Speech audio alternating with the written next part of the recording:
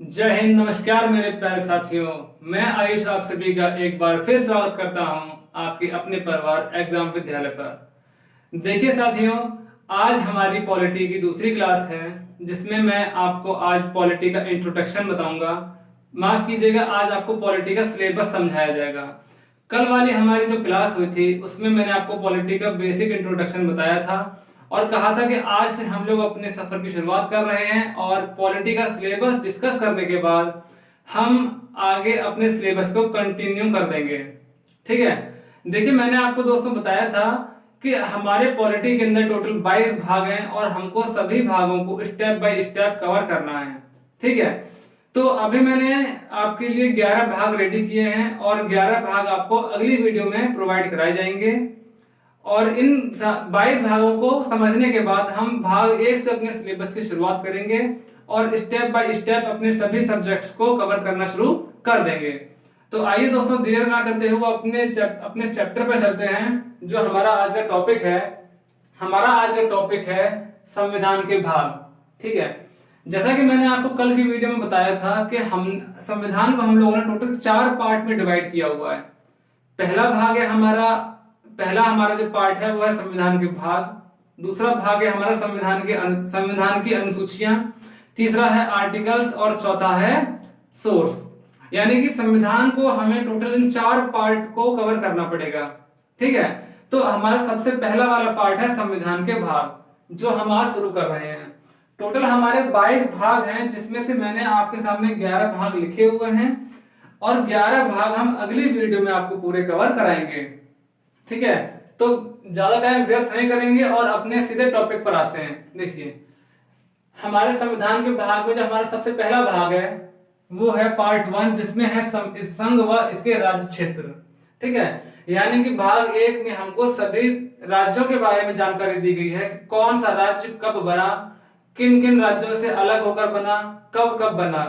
ठीक है, इसमें हमको सारी इंफॉर्मेशन ये दी गई है कि जब हमारा देश आजाद हुआ था तब राज्यों की स्थिति क्या थी, वर्तमान में राज्यों की स्थिति क्या है और इसमें किस प्रकार से परिवर्तन किए गए थे। और ये आर्टिकल 1 से लेकर 4 तक फैला हुआ है। ठीक है, अगर हम बात करें तो पार्ट 2 यानी कि भाग 2 में हमको नागरिकता के बारे में बताया गया है कि नागरिकता क्या होती है। ठीक है, भारत का नागरिक किसे माना जाएगा, किस प्रकार से भारत की नागरिकता ली जाती है या भारत की नागरिकता छीनी जाती है, 1950 में किन लोगों को नागरिकता दी गई थी, क्या क्या प्रोसीजर उस टाइम अपनाया गया था, ये सारी जानकारी हमको भाग 2 में मिलेगी। और ये भाग 2 हमारा आर्टिकल 5 से लेकर 11 तक फैला हुआ है। अगर हम बात करें पार्ट 3 की, ठीक है, मौलिक अधिकार यानी फंडामेंटल राइट्स, जो कि आर्टिकल 12 से लेकर 35 तक, 12 से लेकर 35 तक ही फैला हुआ है। और अगर हम मौलिक अधिकारों की बात करें तो ये काफी बड़ा और बहुत इंपॉर्टेंट टॉपिक है। हमको इसको बड़ा डिटेल से कवर करना होगा और सारे आर्टिकल्स हमको इसके पढ़ने पड़ेंगे क्योंकि ये हमारी पर्सनल लाइफ से जुड़ा हुआ चैप्टर है। मतलब ये एक ऐसे राइट हैं जो हर व्यक्ति को मिलते हैं। ठीक है, और इन अधिकारों को हमसे कोई छीन नहीं सकता है। लेकिन किस किस कंडीशन में आपसे अधिकार छीने जाएंगे, हम इस चैप्टर के अंदर पूरी बात डिस्कस करेंगे। ये आर्टिकल 12 से लेकर 35 तक फैला हुआ है। इसका सोर्स यूएसए है। हालांकि मैं अभी इसके बारे में विस्तार से बताऊंगा कि इनका सोर्स क्या है, कहां कहां से ये आर्टिकल कहां से ये भाग लिए गए हैं। ठीक है, इसके बारे में हम इन चैप्टर में डिस्कस करेंगे। अगर हम बात करें दोस्तों भाग 4 की, तो ये है राज्य के नीति निर्देशक तत्व, जो कि आर्टिकल 36 से लेकर 51 तक फैला हुआ है। अगर हम बात करें भाग 4A की, तो इसको हम लोगों ने 42वां संविधान संशोधन 1976 के द्वारा 42वां संविधान संशोधन 1976 के द्वारा जोड़ा था, जिसमें कि मौलिक कर्तव्यों का जिक्र किया गया है, जो कि आर्टिकल 51A में दिए हुए हैं। ठीक है, अगर हम भाग 5 की बात करें तो यह है हमारा संघ से रिलेटेड यानी कि केंद्र सरकार से रिलेटेड, जो कि आर्टिकल 52 से लेकर 151 तक फैला हुआ है और ये भारतीय संविधान का सबसे बड़ा भाग है। यह भारतीय संविधान का सबसे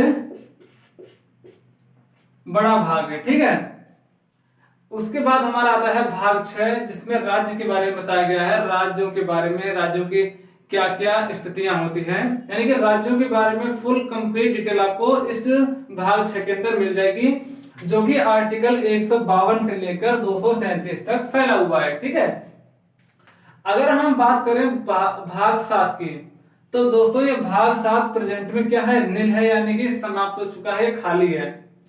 इसको 7वां संविधान संशोधन 1956 के द्वारा समाप्त किया गया था, जिसमें आर्टिकल 238 का जिक्र था।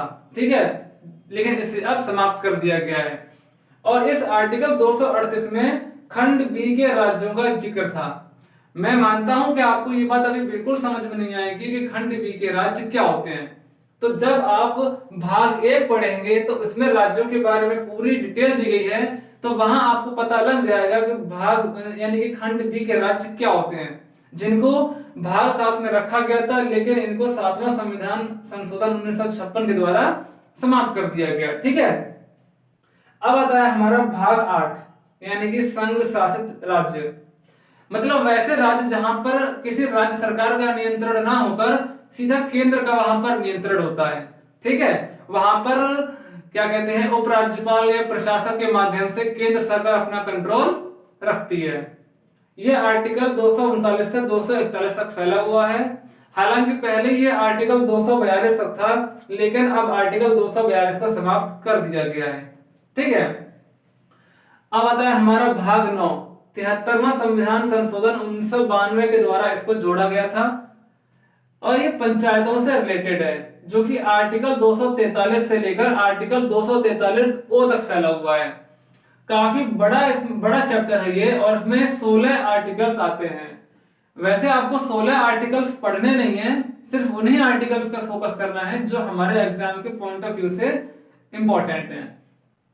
अगला पार्ट है हमारा 9A, इसको 74th कॉन्स्टिट्यूशनल अमेंडमेंट एक्ट यानी कि 74वां संविधान संशोधन 1992 के द्वारा जोड़ा गया था। इसमें नगर पालिकाओं का जिक्र किया गया है, और ये आर्टिकल 243 से लेकर आर्टिकल 243 तक फैला हुआ है।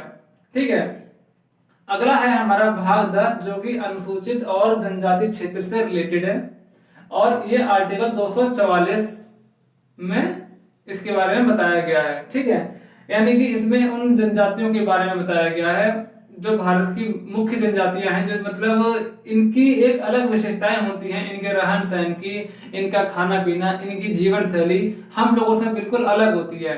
इसीलिए आर्टिकल 244 में इन जनजातियों के लिए कुछ विशेष प्रावधान किए गए हैं, जिनसे कि इनके जीवन पर बाहरी दुनिया का कोई इफेक्ट ना पड़े, यानी कि ये जनजातियां अपने अपने तरीकों के हिसाब से जीवन को जी सकती हैं।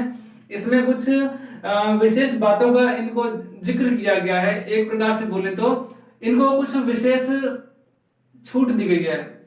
ठीक है, आपको इस बारे में आर्टिकल 244 में बताया जाएगा कि जनजातियों के लिए कौन कौन से विशेष प्रावधान किए गए हैं। अब हम बात करें भाग 11, इसमें बोला गया है संघ व राज्यों के बीच रिलेशन, जो कि आर्टिकल 245 से आर्टिकल 263 तक फैला हुआ है। मैंने कल आपको बताया था कि भारत जो है संघात्मक संसदीय व्यवस्था वाला देश है, और मैंने बताया था कि संघात्मक संसदीय व्यवस्था का मतलब होता है ऐसी व्यवस्था जहां पर शक्तियों को दो प्रकार में बांटा गया हो। पहली होती है केंद्र सरकार की शक्ति, दूसरी होती है राज्य सरकार की शक्ति। ठीक है, यानी कि यहाँ पावर्स का डिवीजन होता है। तो वही चीज आपको यहाँ बताई जाएगी कि केंद्र व राज्यों के बीच जो रिलेशन होते हैं वो कैसे होते हैं, कौन कौन सी पावर केंद्र के पास होती है, कौन कौन सी पावर राज्य के पास होती है, और कौन कौन से विषय ऐसे होते हैं जिन पर दोनों सरकारें अपने कानून बना सकती हैं। ठीक है, तो ये आपका आर्टिकल 245 से लेकर 263 तक फैला हुआ है। अभी इस वीडियो में आपको मैंने 11 भाग कवर कराए हैं, और अगली वीडियो में मैं आपको भाग 12 से लेकर भाग 22 तक कवर करा दूंगा। उसके बाद हम सीधा अपना सिलेबस स्टार्ट कर देंगे भाग 1 से संघ व राज्य से लेकर। ठीक है, तो देखिए आज की हमारी क्लास सिर्फ इतनी ही रहेगी, क्योंकि अभी हम अगली वीडियो में आपको भाग 12 से स्टार्ट करके भाग 22 तक खत्म कराएंगे, जिससे कि आपका संविधान के भाग वाला चैप्टर पूरा फिनिश हो जाएगा। उम्मीद करता हूं कि आपको ये वीडियो पसंद आई होगी। पसंद आई है तो आप वीडियो को लाइक, शेयर एंड सब्सक्राइब कर सकते हैं। यदि पसंद नहीं आती है तो फिर आप इसको डिसलाइक भी कर सकते हैं ना। क्योंकि अगर आपको लग रहा है कि ये सारा कंटेंट हमारे एसएससी जीडी के एग्जाम के पॉइंट ऑफ व्यू से रिलेटेड है तो आप हमको अप्रिशिएट करने के लिए वीडियो को लाइक भी कर सकते हैं, वरना आप स्वतंत्र हैं कुछ भी करने के लिए, ठीक है। लेकिन मैं सिर्फ इतना ही कहना चाहूंगा कि आप या तो वीडियो को लाइक कीजिए, डिसलाइक कीजिए, न्यूट्रल मत रहिए। आप देखिए कंटेंट आपके मतलब का है कि नहीं है, अगर मतलब का है तो आप इस वीडियो को लाइक शेयर कर सकते हैं, ठीक है। मैं थोड़ा अलग हट जाता हूं ताकि आप एक इसका स्क्रीनशॉट ले सकें, क्योंकि आप इसकी स्लाइड बाय स्लाइड इसको अपने फोन में सेव कर सकते हैं, है ना। उसके बाद आप जो है इसका प्रॉपरली रिवीजन भी कर सकते हैं या फिर इनकी आप नोट्स भी बना सकते हैं, ठीक है।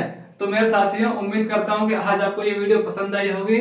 तो नमस्कार, जय हिंद।